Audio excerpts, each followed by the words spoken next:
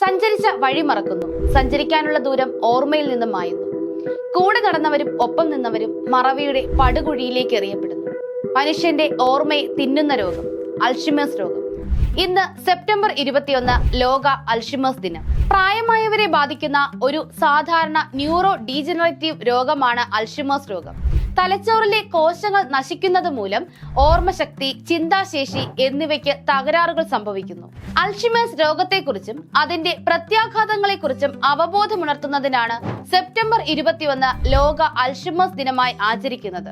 1994 എഡിൻബർഗിൽ നടന്ന Alzheimer's disease ഇന്റർനാഷണലിന്റെ 10ാം വാർഷികത്തിലാണ് September 21 ലോക Alzheimer's ദിനമായി ആചരിക്കാൻ തീരുമാനമെടുത്തത്. 1910 അൽഷിമേഴ്സ് രോഗം ആദ്യമായി തിരിച്ചറിഞ്ഞ ഡോക്ടർ അലോയിസ് അൽഷിമറുടെ സ്മരണാർത്ഥമാണ് സെപ്റ്റംബർ 21 ലോക അൽഷിമേഴ്സ് ദിനമായി ആചരിക്കുന്നത്. ഓർക്കുക, ലോക അൽഷിമേഴ്സ് ദിനമായി ആചരിക്കുന്നത് സെപ്റ്റംബർ 21.